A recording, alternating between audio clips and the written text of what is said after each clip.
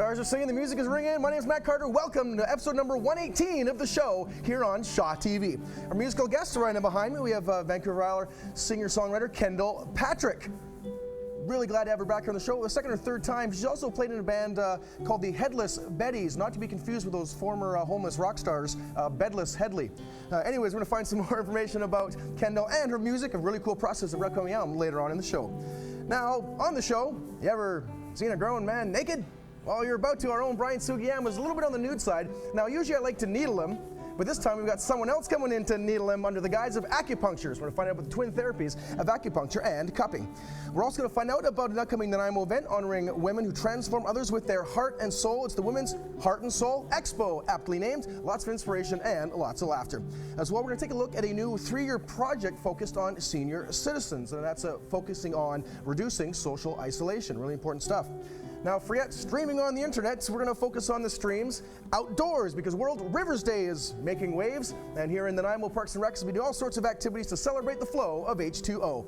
Now, we also have a bit of information on an upcoming free workshop that is a bit heavy, but very necessary. It's all about estate and end-of-life planning, also known as where there's a will, there's a way. Anyways, let's celebrate more than that joke. Let's celebrate International Day of Peace. Now, I know Howie Hennessy thinks it's International Day of Piece of Pizza, but no, we're, of course, celebrating peace, and he's actually laughing back there. Unbelievable. Anyways, we're going to find out about the International Day of Peace, about a ceremony activity is also celebrating that day coming up here in Nanaimo. But first on the show, now you may know the Beatles song about When I'm 64, but have you heard about the play? Find out about that and much, much more. It's the show right here on Shaw TV.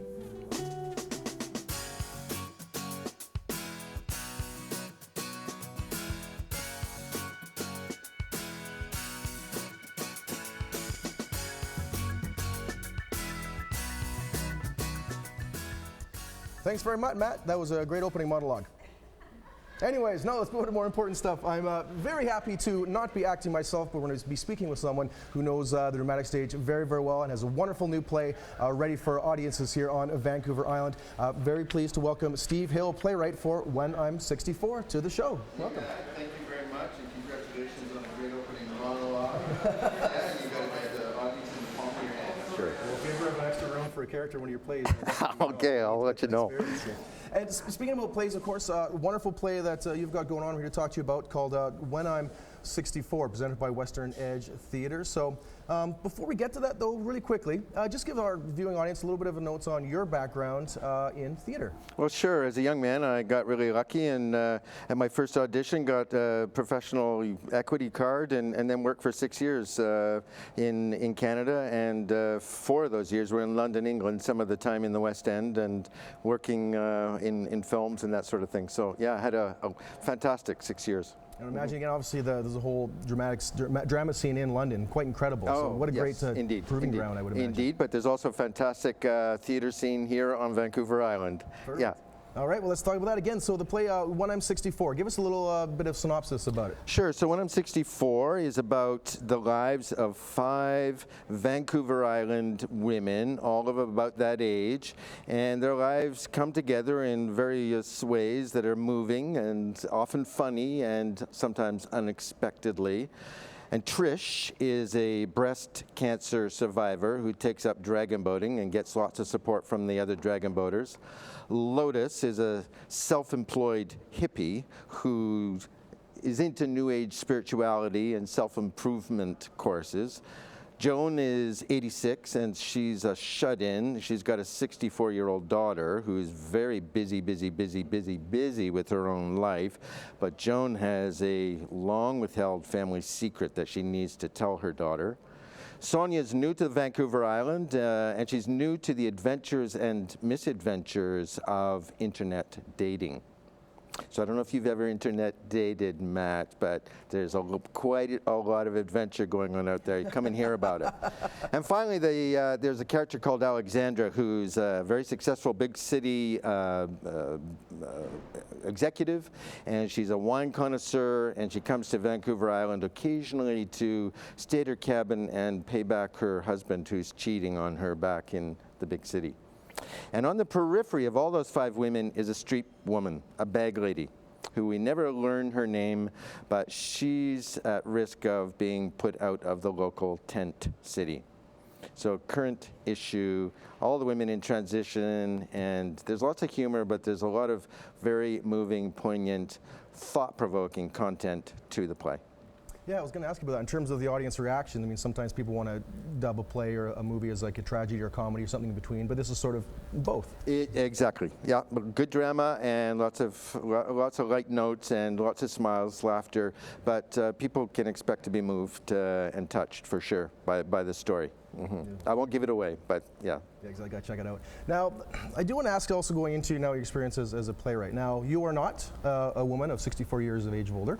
Did you notice? Yeah, yeah. Exactly. Yeah. So how does one get into the life of those characters to really bring them sort of really well out on stage? Yeah, sure. Well, one of the themes of the play actually has to do with the way we listen to each other as human beings. So, I mean, part of the research that I did on the play is I've spent 30 years actually in counseling situations listening to people, often in crisis, and the vast majority of people that I listened to were women, and the vast majority of those were older women. So I've had the chance to listen to some pretty private, honest, authentic conversations about the struggles of that life throws up to us as human beings. And in addition to that kind of experience of professional experience in that way, I did quite a bit of research, actually asking friends of that age to sit down with me and just tell me, for example, share with me some of their experience in things like internet dating. And of course, people have lovely and fantastic stories to tell. And that's part of what this play is about actually listening to important stories from people, or just ordinary people's lives in the community around us. So it's all rooted out of Vancouver Island, and it's a small town, imaginary town and seaside town on Vancouver Island. All the actresses come from Vancouver Island, from Mill Bay, Gabrielle Island, from Qualicum Beach, and of course from Nanaimo. Mm-hmm. Well, Steve, thank you so much. First off, for putting this play together, for coming here to talk about it. I understand now you have to actually rush off to a rehearsal. I do indeed. So thank you so much. Thank you. Thanks for giving When I'm 64 the chance, and I hope people will go to Western Edge website, westernedge.org, and they can purchase tickets online, or they can get the phone number online there, westernedge.org. Perfect. All right, Steve, thank you so much for being here again. And now we're going to turn it over to Brian, who's about to become the world's first breathing, living voodoo doll. Thanks, Matt. I've already got a few of these needles in me, and no problem, no pain. And I'm here with Clayton Willoughby, who is with Nanaimo Acupuncture Clinic, and we're going to talk a bit about acupuncture. So Clayton, you're behind me, so I'm going to have you start to put some more in. But what's the history of acupuncture? It's been around for quite a while as a remedy or as a therapy. Yeah, acupuncture's been around for about 3,000 to 8,000 years, depending on if you include a lot of the stone tools. But it's a very long history of being used across Asia, and spread to a lot of parts of the world recently. Okay. Why would people come to you for acupuncture? I've got a bit of soreness in my lower back. Mm-hmm. People who see me walking around probably realize that, and in my shoulders. So we're going to do some therapies on that. Mm-hmm. Right. Acupuncture is basically a medicine of circulation, so anything that can be benefited by increasing circulation to the tissues really works well with acupuncture. So we do a lot of muscular work, getting the tissues to be relaxed and nice and smoothed out.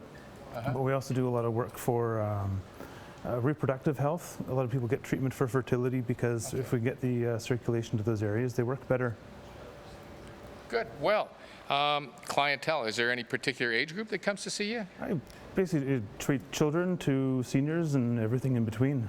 And it's not just physical then. I understand it's some good things for mental health and anxiety. Yeah, since 2008 I've been working in the community doing work at island health facilities for mental health and addiction services, treating a lot of anxiety, depression, and substance abuse. Okay, well, I'll let you continue here, and I'll continue to ask you a few questions. Is there any more women than men who get this therapy? I'd say more women pay a bit more attention to their health than men do, but I got a lot of men come in who are very devoted to the practice. Mm-hmm. I mean, if the benefits are there, then people keep on coming. So again, this is working on the low back, even though we're not. connected sort of areas like reflexology is. Yeah, so we get some treatment in the low back, and we do some treatment away from the problem as well. Okay, well, that's great to see, and there's no pain whatsoever, and as a matter of fact, I think the longer it sits there, the more the muscles seem to relax. Oh yeah, definitely about 45 to an hour treatment is ideal.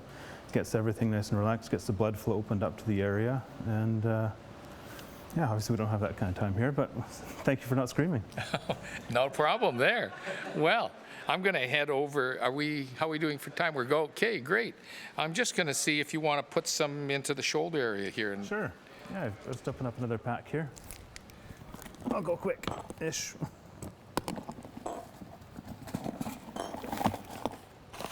Now, Clayton, you're situated right in downtown Nanaimo, and I think we have your website so people can find you if they want to get down and. Yeah, I've got treatment in the old city quarter. Yeah. And yeah, right at the corner of Franklin and Selby there. Okay, wonderful. So again, we can treat right into the shoulder itself. Yeah. We also do a lot of work around the knees for shoulder pain too. Oh, is that right? Yeah. There we go. Not too bad. Great, great. And that should, as it's sitting in my body, it's going to relieve some of the tension and pressure.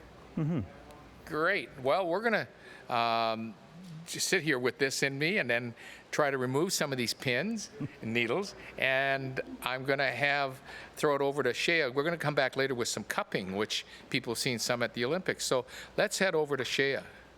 Wow, you're a brave soul, Brian. I don't know if you've ever had those dreams where you wake up and you had this really great idea and then you go back to sleep and you forget all about it. Well, not my next guest. Like a great life coach that she is, Alana Newton took action and actually turned her dream into a reality. Welcome, Alana. Thanks, Shea. Glad to be here. Yeah, great to have you. So tell us about your dream and how the Heart and Soul Expo came to be. Well, you know, it was about 2 o'clock in the morning, and personally prior to that, I'd been sort of wrestling and thinking I need to do something, but I'm not really sure what it was. So mid-April, I woke up at like 2 o'clock in the morning, and I kept getting this nudge, and I pay attention to my intuition, and I just kept, you know, I laid back down and put the pillow back over my head and said, go away, it's 2 o'clock in the morning. I think I had a meeting that next morning, but I just wouldn't go away. So I said, okay. So I sat up, and not to wake up my husband, I grabbed my cell phone and started texting my notes as I started getting this. And so what I was told and what I was being called to do is to do something to honor women, Mid-Island specifically, but obviously I've reached farther than that. But really to honor women that show up with their heart and soul, and that I had to do this event. And so I just got a supreme download, like seriously, about what I needed to do and where it needed to be, and even the Heart and Soul Expo came up as a result of that. That's wonderful. I love that you just went with it and that it's all about honoring women. And so tell us more about I understand there's 5 different categories of nominations. Yes, so we've been calling nominations up and down the island since April. Right now to date we've got over 36 of them. Wonderful. There's 5 different categories. So there's the Heart and Soul Coach, our Heart and Soul Entrepreneur, Heart and Soul Community Leader, Heart and Soul Mentor, and the Heart and Soul Warrior.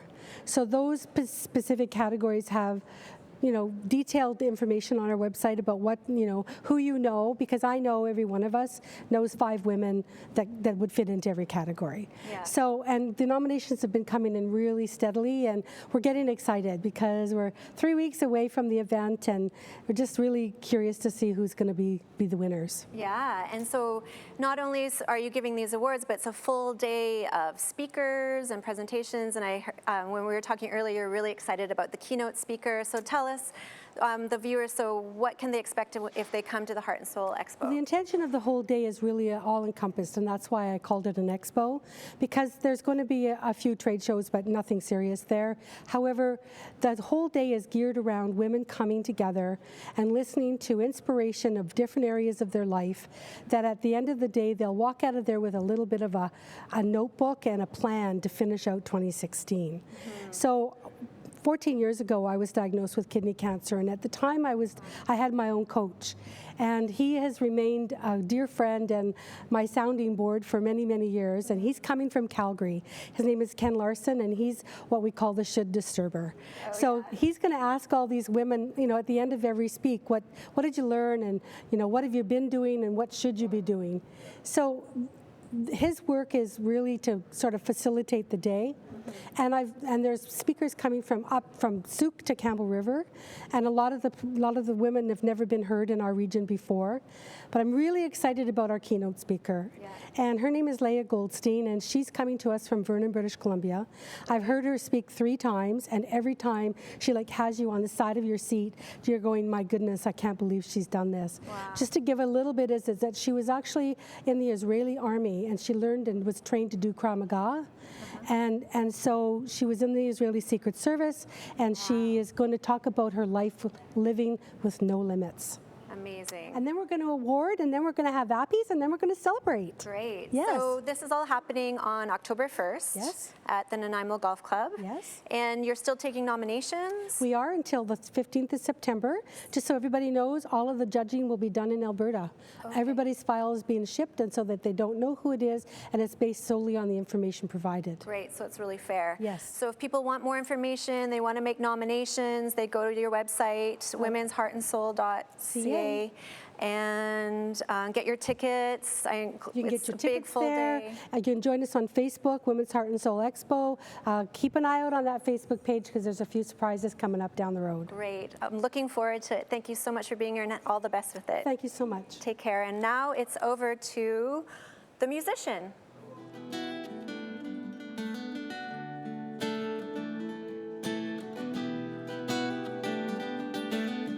You remind me of falling rain. When I'm alone, I pretend I don't think about you. Except when I'm alone, 'cause I don't want to be taken seriously. No, I don't want to be taken at all. And I like to stay here in my little home. Dim and warm and alone. Nobody knock on my door.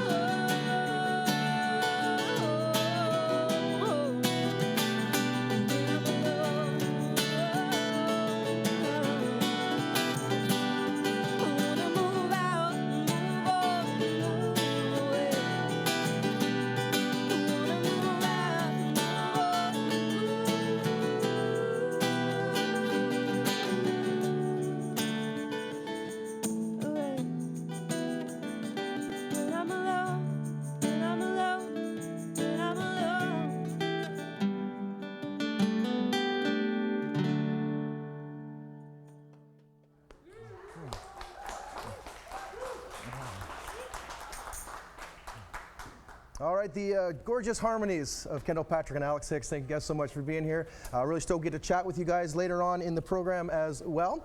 All sorts of great stuff coming up. We are about a third of the way through the program right now. Of course, you are watching the show here on Shaw TV. Real quick thing I want to mention right about now. A little thing that our friend Lewis Beck sent us. There's like we call him here on the show, Parker Lewis Beck Can't Lose. It's a beer and burger fundraiser coming up through Island Integrated Counseling, a great service. Provides all sorts of counseling services here in Nanaimo. Anyways, they're putting on a beer and burger coming up on September 16th over at the Old City Station Pub, featuring guitarist Mark Gallivan. There'll be a silent auction, a 50-50 draw, and of course the classic meat draw. Nothing like a big hunk of beef to celebrate the days away. So again, check it out. Island Integrated Counseling Beer and Burger, speaking of beef, taking place September 16th at the Old City Station Pub. All right, your throw things right now over to Jane. And Jane and her guests, they are battling loneliness and social isolation. Let's see how they're doing that for seniors here in Nanaimo. Jane, over to you. All right. In 2017, the Nanaimo Family Life Association is going to be celebrating 50 years of service in the Nanaimo community, providing support to individuals to achieve their full potential through all stages of life. We are joined today by Deborah Hollins, Executive Director of the Nanaimo Family Life Association, and she's here to tell us about a brand new project in Nanaimo called Seniors Connect for those 55 and over. Welcome, Deborah. Welcome, thank you. So tell me, what is Seniors Connect? Seniors Connect is a project that is funded from the federal government, the New Horizons for Seniors program, and we were Nanaimo is one of 9 communities across Canada to receive this funding in order to reduce social isolation amongst seniors in our community. So Seniors Connect has come together with a group of 5 partners, including Nanaimo Family Life Association, the Nanaimo Women's Resource Society, the City of Nanaimo Social Planning Department, Healthwell Consultants, and Nanaimo Lifelines. So those 5 partners have come together to create programs that are driven by seniors, that are informed by seniors, to help seniors, especially marginalized seniors, get out into their community and be more connected. Well, that's really exciting. I heard you mention that we're going to be doing, this project is called a Collective Impact Model Project. Can you tell me a little more about that, what that means? Collective impact is something that nonprofits are doing more and more of in North America. As funding gets dried up a little bit more, we have to get more creative in how we're meeting the needs of the societies that we live in. And so collective impact really is about bringing together the best of community agencies to really work together to meet the needs in our community. So it's taking a bit from here and a bit from there to create a program that is relevant and meaningful, and as well as just really ensuring that each partner is taking the best step forward. So, yeah. And what role will Nanaimo Family Life be taking in this project? Nanaimo Family Life is the backbone agency. So what that means is that we are charged with the responsibility of kind of representing that collaborative in the community. So really taking the program out into the community, representing the collaborative, and being a part of showing the collaborative to the community in the best way that we can. Okay, and I also know that you're going to be opening a seniors wellness center downtown. Can you tell me a little bit more about that? Yes, so Nanaimo Family Life's part of the project is focused on opening up a seniors wellness center downtown in Nanaimo. That is going to be a hub or a centralized place where seniors are going to come to gather, and we will be offering a number of different activities through there. Everything from yoga to musical programming to outreach, resources, and counseling. The outreach part of the program is really important because that is really new to Nanaimo, to be able to go out to seniors where they are at and find ways to connect them to the community center or to bring programs to their community. So that's really a big part of it. You mentioned that seniors are going to play a role in this project. So can you tell me about volunteer opportunities for seniors? One of the tenets of New Horizon funding from the federal government is that it has to be senior-led and it has to be senior-focused. And so, which is really wonderful because what that does is it motivates the social service agencies to get the people who we are trying to help to become involved in the project. So there are volunteer opportunities for seniors, everything from advisory committees to help inform us of the kind of programming, and to doing outreach and sitting and having tea with a neighbor who might need a friendly visit. Okay, so you can find out more about this project on the Nanaimo Family Life's website at nflabc.org. And now we're going to throw it back to Brian, who's going to give us a whole new meaning to being in your cups. Thanks, Jane. I think you're going to get a great view, maybe it's not my best side, but of cupping. And cupping is a long-held ancient therapy, and maybe Clayton Willoughby, who's a registered acupuncturist. Clayton, can you tell me a little bit about how long ago this started and where it started? Sure. Cupping therapy has actually been around for nearly 3,000 years. There's a lot of evidence out of sculptures pointing to it being in ancient Persia and Greece. It's been a part of most cultures across the world, but it's really taken off in China, traditionally using fire cupping, either glass, bamboo, or pottery cups, and a little bit of fire, make a vacuum, stick it on, and really draws out the tissues. Okay. I guess, and for people who've watched the recent Olympics, there were not only Chinese athletes, but some American prominent athletes like Michael Phelps, who showed the evidence of having had cupping therapies done. Does it relieve tension in the muscles and relieve some soreness there? Yeah, cupping is basically like a deep tissue massage, but instead of being pushed in, you're drawing out. And the advantage of this is you can be a bit more pinpoint. You can get a lot more control over how much pressure you're getting on the area. But it's a great way to get some great pain relief and get the fascia and the muscles relaxed. Well, I do a lot of physical things in terms of fitness classes and stuff. It just feels like a bit of tightness because there obviously is that suction cup kind of effect. It does result in some of these bruises from the pulling of the tissue. Does that last very long? Well, the hickeys or the bruises, it might last a few days, but the redness should go down fairly quickly. Well, interesting therapy. Have you had a lot of inquiries from people in town recently? Well, yeah, we use a lot of, cupping is great for any kind of musculoskeletal issue.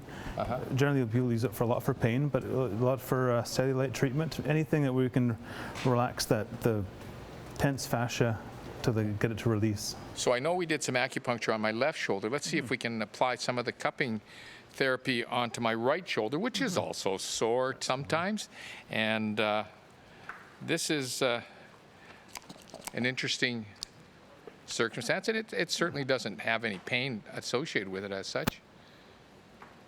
Good. So in ideal situations, how long would the cups remain on?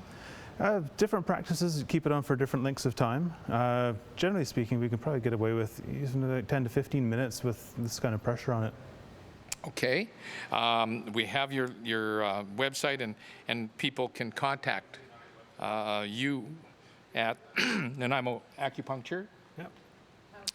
.com, and I'm just to realize it's right in our community, right in downtown Nanaimo, in the old city quarter. So, Clayton, anything you'd like to add about both? We've seen acupuncture and cupping. Is there one more popular, one more applicable for certain situations? I prefer acupuncture myself. It's a little bit less work. I can put the needles in and move on to treat more people. But this is a fantastic therapy that it's great for a lot of conditions that people might not want acupuncture. People are afraid of needles, and this is another choice to use. Certainly a chance to do something to relieve some of that tension in your body and some sore muscles. So let's head over to Shea with her guests. Thanks, Brian. Way to go. So they say that there's only one thing certain in life, and that's death. And yet it's one of the things that we have the most trouble talking about. And that's why my next two guests have joined forces to create a workshop called Necessary Conversations, to have these conversations that people need to have a greater ease with their passing. Welcome, Nahanni and Ken. Thank you. Yeah, so tell us more about why it is that you came together to create this workshop. Well, we've been joined together now for several months. We met through a networking group here in Nanaimo, and we thought that after meeting each other, our services and products are something that both of our clientele could use more education about. Right. Yeah. Great. And so, what are some of the challenges that this workshop addresses for people? What will this avoid? Like, what will people avoid by taking this workshop? Right. So my part of it is to talk about estate planning. So in terms of your stuff, when you die, what's going to happen to your stuff? And if you don't have a will, there's certain protocols for what will happen, but you lose any control over what's going to happen if you don't have a will. So having a will is kind of step one, but you can also get much deeper into planning to decide where you want your things to go. Are there charities you want your money to go to? What family members get what? Do you want it to take 7 years while everything kind of gets sorted out, or do you want things to go fairly quickly when you pass? And you can set up certain things to make sure that your wishes are in place and that they'll happen the way you want them to happen. Great. Yeah. Yeah. Ken's part of it is more the end of life planning. Yeah. So can you share more about that, Ken? Yeah, What's we involved? address a lot of the misconceptions around end-of-life planning. Most people are not aware of the multitude of decisions that have to be made when someone passes away, and how much easier it is on your family and your loved ones if those decisions can all be made ahead of time. Let alone some of the other advantages, the peace of mind knowing that it's taken care of, and the financial savings that can occur with pre-planning.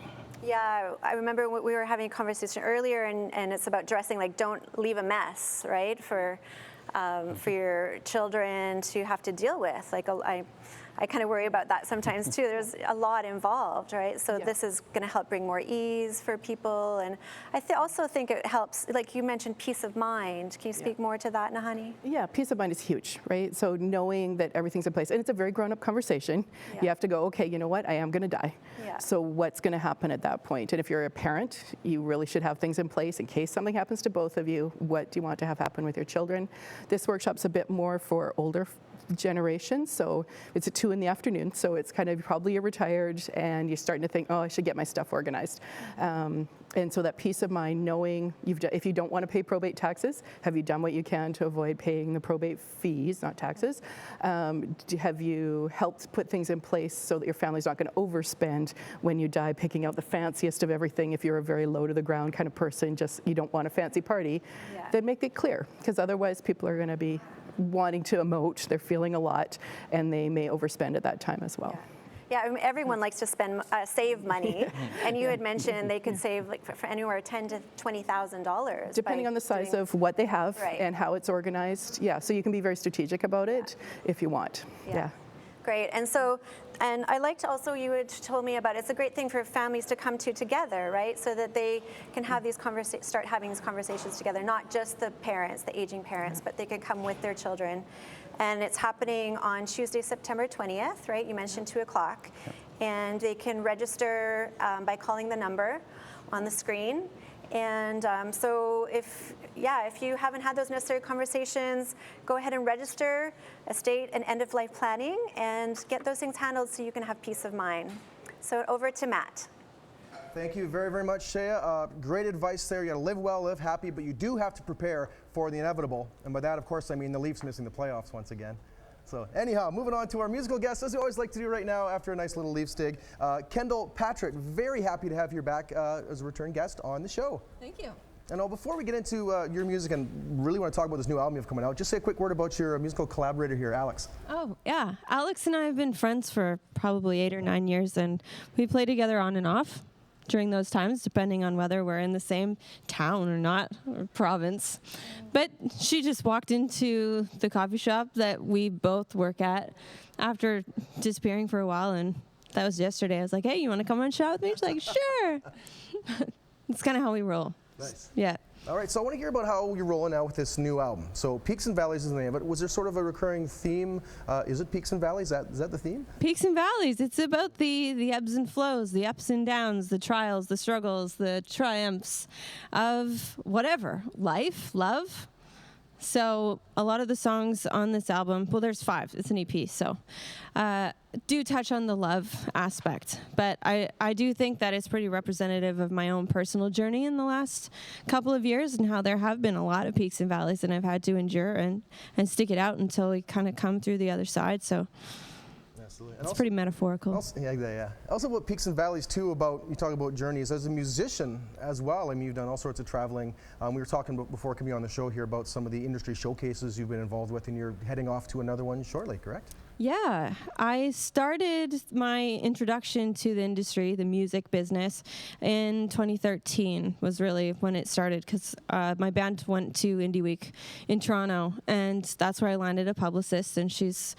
been helping me ever since and introducing me to all sorts of people. And so now that I've kind of resettled back on the saddle, I'm ready to release this album, and I'm going to accompany the life of this new EP with a lot of business work. So I'm going to attend Breakout West in Regina. I didn't even apply for a showcase, but I'm just going to go there anyways and schmooze and network and do some shows on my way there and on my way back, and continue to go to industry festivals, whether it's North by Northeast or South by Southwest or the Folk Alliance down in Kansas. I just need to show up and do that and say, hey, I'm part of this too, and meet everybody. So And the music business, the music scene in the business is actually fairly small, isn't it? it is. Once you get into it, you realize that everybody knows everybody, and it becomes kind of like a family. So I already feel pretty comfortable with just the few people that I do know, because it's all just a few degrees of separation, right? Yeah,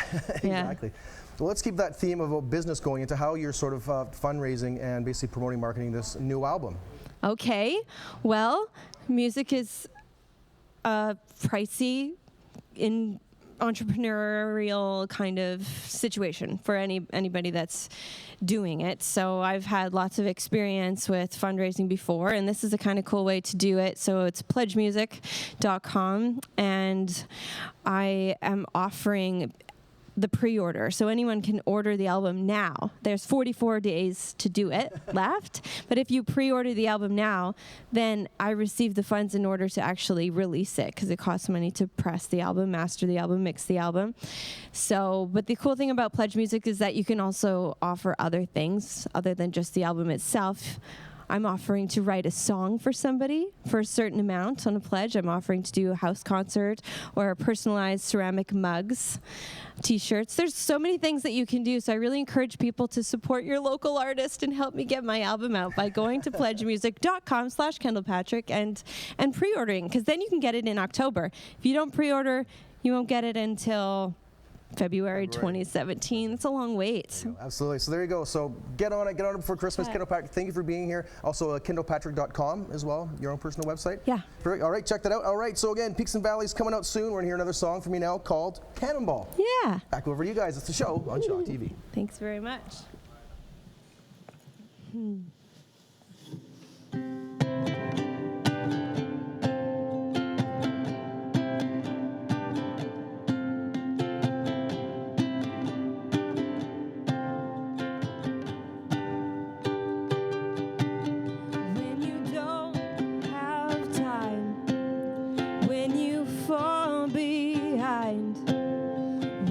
Screws unwind, I will love you blind. And when you miss your folks, when you burn my toast, when you make bad jokes, I will love you the most. All the night turns to day, and the brightness fades to the black skies again and again.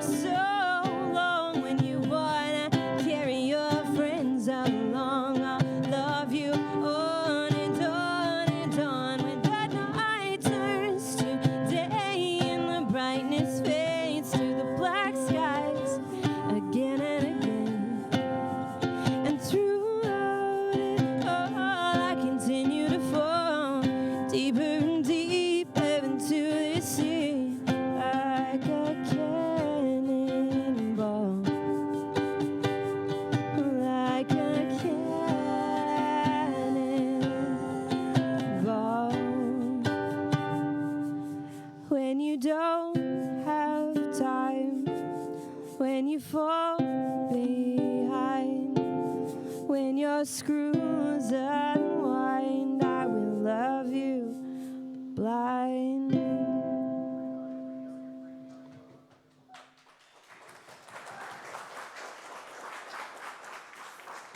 Some great local music, local musicians. Please support the local music scene. It's always worthwhile to keep our musicians in the business and not having to go somewhere else for earning a living. Let's talk about an event, and I've got the poster here, Nanaimo Rivers Day. And I guess this is Rivers Day in Nanaimo, but I understand it's a World Rivers Day, Deb? It is, yeah. BC Rivers Day was actually founded back in 1980 by Mark Angelo, who is actually a renowned rivers conservationist, and he's the head of the Rivers, Wildlife and Recreation Department at BCIT, or he was. And then back in 2005, the United Nations decided that water was an important part of our world, and had decided that this Rivers Day should be worldwide. So World Rivers Day became an event in 2005. We've been celebrating here in Nanaimo for probably the last 6 or 7 years as far as an event goes. And that date, September 25th? That's right. It's always the last Sunday of September. So this year it's the 25th, and we have an event down at the Bowen Park Lower Picnic Shelter, where we are a community event. We have a number of different community groups that come down and celebrate Rivers Day with us. And it's kind of all connecting why the rivers and the waterways are important to us, and how we're all connected, and what happens in the rivers and the wild and people. We all connect and influence each other. We also have a number of bands that are going to be playing that day. It's beautiful down in the park. So we have the Mount Benson Cayley Band, David Hart and Terrazada will be entertaining us. And then Nault puts on a salmon barbecue, which is, they're famous for their salmon barbecues. It's a wonderful way of just enjoying Rivers Day and celebrating. And during that day and the Friday before, we have watershed tours. So tours of the watershed, either by river or by walking. On the Friday before, we actually have a bus tour of the watershed that will take you right up to Jump Lake, which is behind closed doors. So it's kind of a special tour. You're never going to get up there on your own. So it's a neat way of getting up there to see where our water comes from. And we have the forestry companies that are involved in land stewardship. They will be there answering questions, talking a little bit about forest management and how they are stewards of our land. And then we also will have a tour that day going through the water treatment plant, which is fairly new to Nanaimo, and it's pretty spectacular building and facility. It's amazing. We have the best water ever now. Well, I think we've always had great water, and I think we pride ourselves on being able to have a good supply of water even in these dry summers. I had the opportunity last year of taking I guess it was the largest estuary, the Nanaimo River estuary, by raft. I only wish I would have brought some of the pictures. They were great people who led the tour, and I think it was a chance to see salmon coming up the river and seeing the river from being on it right at the estuary. And I think I'm certainly intending to go on one of the walks this time to see the river from a different angle. And Deb, this is something that maybe people don't realize how important our rivers are. We have a number of rivers that go down to the ocean through Nanaimo, and we often take it all for granted. Yes, we definitely do. This is a really great way of just putting the focus on the waterways and the rivers. And like you said with the tours, you do want to book for those because they do fill up quickly. So you want to go to our activity guide, which is new. This is our fall one, our fall winter one. So you want to look in there for the river guide tours and the Rivers Day tours and sign up for them ahead of time and then come and join us. So don't forget to pick that up at one of your local outlets, grocery stores, one of the Parks and Recreation Centers, or go to the website nanaimo.ca to get information on World Rivers Day, and really right here in Nanaimo Rivers Day. So let's send it over to Kara Lee with her guest today. Thanks, Brian. Keep your channel locked on Shaw TV. I'm Carrie Lee McDowell. Joining me today on the show is Patricia Zogar, Minister of Unity of Nanaimo. Today on the program, we will be discussing a very special day falling on September 21st called International Day of Peace. We will chat about some upcoming Nanaimo celebrations, and we'll be talking about why it is important to focus on raising consciousness about peace. Patricia, welcome. Thank you. So first of all, tell us about International Day of Peace. How did it come about? It was declared in 1981, I believe, by the United Nations, officially September 21st. This year we've opted to make it a week so that people can come out on the weekend instead of a Wednesday. So we have 3 events throughout the week. Right, and tell me about the upcoming celebrations that you have planned for the city of Nanaimo and the For island. September 14th is a Wednesday. We'll have an official flag raising at City Hall, and the peace flag will fly for a week. Okay. On September 18th, which is the Sunday, is our big celebration. We begin with a multi-faith ceremony in the morning. Unity is very, very much aware that all faith traditions are going the same place and we have a lot in common. So we have a participation from the Muslim committee to the Hindu, Sikh, Baha'i, Wiccan, Christian communities. Then we will have a peace walk through Mafeo Sutton Park, followed by a short opening ceremony and then music and celebration and activities for the kids all afternoon. That sounds wonderful. Now you have some really great guests that will be performing as part of entertainment that day. Can you just tell me who they are? Nikki Eula, who comes down from Courtney, she plays intuitive keyboards and crystal bowls, and she'll be accompanying the yoga demonstration. We're going for 200 people doing yoga on the lawn. We have young Joshua Holloway, who is a very popular musical theater youngster. We have the highlight is going to be Jaden Holman, who he will be closing off the events in the afternoon. We have Joan Wallace, who's also a popular Nanaimo singer. Yeah, she's a great jazz singer. She is. Yeah, and I guess there's also, let's see, we've got Joan Wallace, Mickey Eula, Joshua Holloway, and the Hope Men's Chorus. Unfortunately, the Hope Men's Chorus has not got it together. I'm sorry about that. Well, no, it sounds like a wonderful lineup, and there's going to be children's entertainment. There'll be activities for the children, face painting, rock painting, foot painting, story time, just all sorts of really good stuff. Fantastic. So it's important for our community to think about how to go about raising consciousness towards global peace. How do we do that? How do we get there? This is how we start. We have fun. We start focusing on what's positive. So some of these things we're planning to do is our people have been making peace hats and earrings. These will be on sale at the Peace Day, and all proceeds will be supporting our Syrian refugee family. The Muslim community is really encouraging the refugees to come out. It's about focusing on what we can do instead of what we've been doing. International Day of Peace reminds us that we have to reflect upon and work strategically towards building peace in our communities. Thank you, Patricia, for your thoughts. Now, we're going to have a really special demonstration now of some butterfly feet painting, and we have a very special volunteer here, and this is Anna Boza. And so I'm going to have to walk in front of you. Sure. Please have my seat, Anna. Oops. I'm going to paint your feet. So, excellent. So, Patricia, tell us, how did this idea of butterfly feet painting come about? I don't remember, honestly. Really? I think I probably saw something on Facebook or Google and said that would be a good idea. And we tried it last year, and the children loved it. The children loved it. So I'm choosing blue to match your nail polish there. So if you'll just sit back on the seat and hand me your feet. I can't go down. It's too high. Okay, so. Oh my goodness, okay. Here we go. Here is the butterfly feet painting in progress. I hope I can do this fast enough. Does it tickle? Could I have your other foot, please? There we go. Both of them at the same time. There we go. Very blue. Here we go. And then we're going to put what? It tickles. Let's put pink with that. Well, these butterfly paintings are just so much fun, and the butterfly represents such perfect metamorphic symbolism for global peace.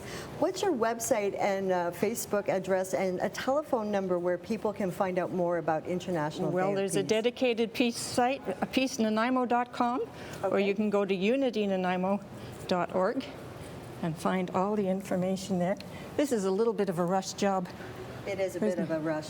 I need, from behind you, that lovely sheet of paper. No, piece of paper on there. Thank you very much. So now Anna is going to the butterfly now. Stand and place her feet ankles crossed. Yeah. Okay. And stand on up. There you go. There you go. Push down good. Did we do it? All right. Usually those are 7-year-olds that work very well. Okay, now I'm a 7-year-old at heart. Now sit back up. There we go. There we go. So then we're going to paint a little antenna and stuff on there, and we have a butterfly. So we've got a butterfly as done by Anna Bosa's feet. Thank you so much for joining us on the show today on Shaw. Thank you. Patricia, thanks so much. It's been wonderful chatting with you. Thank you. And we're going to throw it over now to the wonderful Mr. Charming himself, Mr. Matt Carter. Thanks, Keep it locked on Shaw TV. Wonderful interview, and great job, Patricia. Thank you so much for being here as well. Thank you. Anytime to spread the word of peace and art too, always really welcome. And I got to say, in terms of painting feet too, one of the most important things you have to do, of course, is toe the line. So, or is that line the toe? I can't remember. Anyways, I'm really glad that Anna came up and put her best foot forward there. After all, this sort of painting can really heal people. After all, you know, I actually heard that from noted health practitioner Doc Martin. So, yeah, exactly. So, anyways, So, anyways, I think from the sounds there, they kind of want to give me the boot. So, just tell me to shoo. Tell me to shoo. All right. Oh, don't want to get kicked here by the butterfly. Anyways, so shooing now. So, anyways, peace to everybody. I'm not a dog. Don't tell me to hush, puppy. Come on now. Anyways, all right. Before this gets any worse, I'm going to say thanks so much to all of our guests, painting or pictures or whatever they're doing. Also, thanks to our hardworking volunteers and staff in front of the camera and behind the scenes. Hey, you can find out more about this show on Facebook, Shaw TV. Facebook.com/The Show on Shaw. I'm looking over there because Dax does amazing jobs with those graphics. Thanks so much, Dax. You also find out about us on Twitter as well. Twitter in Central Vancouver Island. Search that out. You can also find previous episodes of the show on YouTube as well. Hey, do you have an event, cause, demonstration issue you want to bring to the show? Drop a line to our executive producer, Kate Bergen, at kate.bergen@sjrb.ca. And if you also want to volunteer, talk to our volunteer coordinator, Melissa Hall, melissa.hall@sjrb.ca. Before we go now, we're going to send it back over to musicians Kendall Patrick, Alex Hicks, a track called Peaks and Valleys. Thank you so much for watching the show right here on Shaw TV.